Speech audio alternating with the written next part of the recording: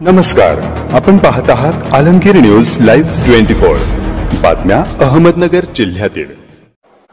नगर तालुक्यातील शिंगवे गावातील कोळ्याची वाडी येथे प्रभू रामचंद्र मारुतीराया मूर्ती प्राणप्रतिष्ठा निमित्त अखंड हरिनाम सप्ताह या ठिकाणी कोळ्याच्या वाडी येथील हनुमान मंदिरात 7 दिवस 7 महाराजांचा कीर्तनाचा कार्यक्रम होतो। आज रोजी काल्याचे कीर्तन तुकाराम महाराज केसभट यांचे झाले।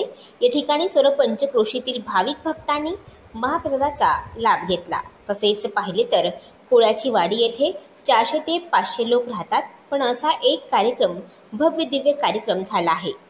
आज या ठिकाणी कोळ्याची वाडी या ठिकाणी चालू असलेला अखंड हरिनाम सप्ताह तथा ग्रंथराज ज्ञानेश्वरी पारायण सोहळा आणि याची आज या ठिकाणी सांगता होत आहे।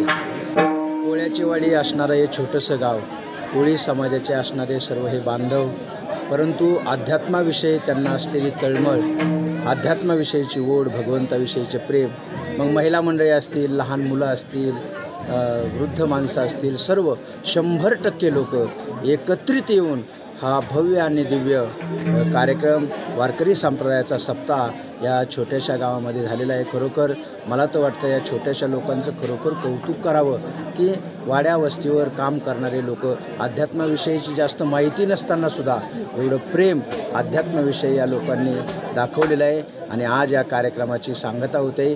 सांगतेसाठी या लोकांच्या अंतःकरणात इतका उत्साह आहे, इतकं प्रेम आहे। फटाके काय वाजवतात, तोफा काय वाजवतात, हार, सजावट, सडे, रांगोळी, प्रेम। निश्चित रूपाने मी भगवंताकडे प्रार्थना करीन की भगवंता निश्चित रूपाने या लोकांना भावी त्यांच्या प्रगतीसाठी शुभेच्छा देतो आणि भगवंताकडे मंगलमय अशा पद्धतीची प्रार्थना करतो आणि थांबतो। रामकृष्ण। किती वर्ष महाराज? हे दुसरं वर्ष आहे कार्यक्रमाचं।